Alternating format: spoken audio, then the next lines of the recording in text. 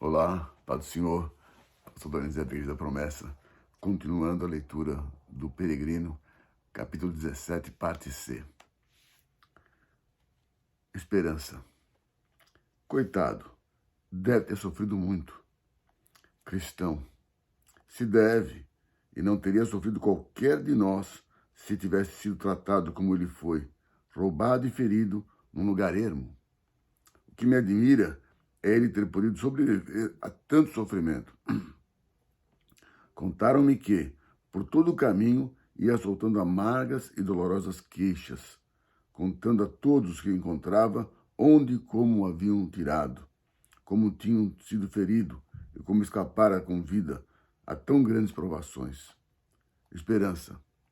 Admira-me que não lhe ocorresse a ideia de empenhar algumas das suas joias para ter com que suprir-se no caminho. Cristão.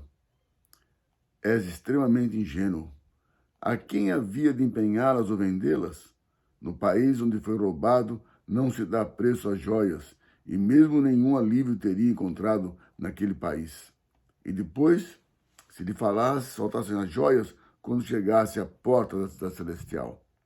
Seria excluído, o que ele bem sabia, da herança que ali se encontra, o que, por certo, lhe seria mais sensível do que o ataque e os maus tratos de milhares de ladrões.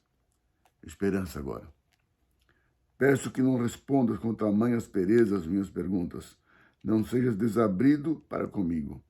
E ouve-me. Esaú vendeu a sua primogenitura por um prato de comida. Sério. Hebreus 12:16. E essa primogenitura era a sua joia preciosa. Ora, se ele fez isto, por que não havia pouca fé de fazer o mesmo? Cristão. Esaú vendeu efetivamente a sua primogenitura. E a exemplo dele, tem procedido muitos outros que, por esse fato, perderam a bênção maior, como aconteceu àquele desgraçado. Mas a diferença entre Esaú e pouca fé, como também entre as circunstâncias de um e as do outro.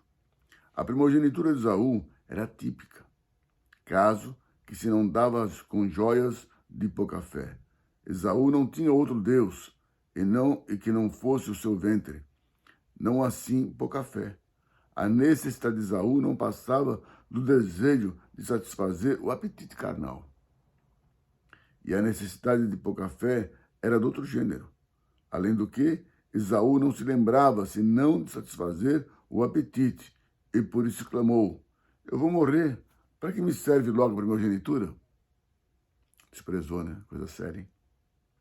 Gênesis 25:32. Mas pouca fé, apesar de ter pouca fé, possuía alguma, e foi essa que obstou a que ele praticasse a extravagância de se desfazer das suas joias, como fez Esaú, e preferisse vê-las e apreciá-las. Em parte alguma, lerás que Esaú tivesse fé, por pouca que fosse, e por isso não é para admirar que aquele em quem só impera a carne, o que sempre acontece com o homem que não tem fé para resistir, venda a sua própria primogenitura, a sua alma e tudo quanto tem, ao próprio inimigo, ao demônio.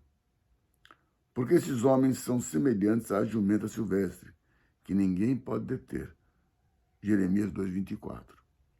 Quando seus corações são sujeitos às suas concupiscências, hão de satisfazê-las, custe o que custar.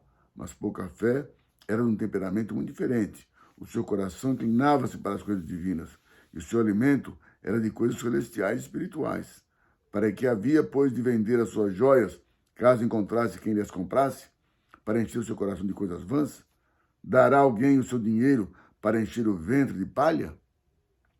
Poderá alguém persuadir a rola a alimentar-se de carne em putrefação como o corvo? Tem jeito, né?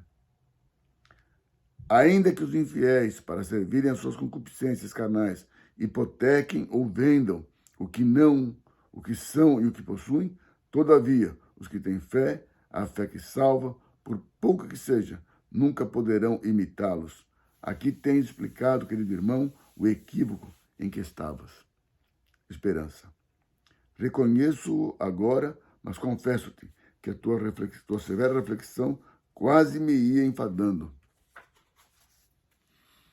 Cristão, por quê? Não fiz mais do que comparar a tua ingenuidade à de um pinto mais esperto, que deita a correr por caminhos conhecidos e desconhecidos, ainda pegado à casca. Mas vamos, desculpa isso, e tratemos do assunto que estamos discutindo. Esperança. Eu estou persuadido no meu coração de que esses 3 malvados foram muitos covardes por fugirem quando ouviram os passos daquele que se aproximava, porque não se armou pouca fé de mais algum valor. Parece-me que deveria ter arriscado a combater contra eles, e que só deveria ter cedido quando não houvesse outro remédio. Cristão. Sim, muitos lhe chamaram covarde, porém são poucos os que na hora da provação têm ânimo para se sustentar. Grande coragem não tinha pouca fé, e pelas tuas palavras vejo que tu, em seu lugar, só te arriscarias a um pequeno combate, cedendo logo em seguida. Na verdade, se agora que estamos longe dos 3 malvados mostra esse ânimo, receio que fossem muito diferentes os teus pensamentos caso esses homens te acometessem como acometeram pouca fé. Próximo tempo.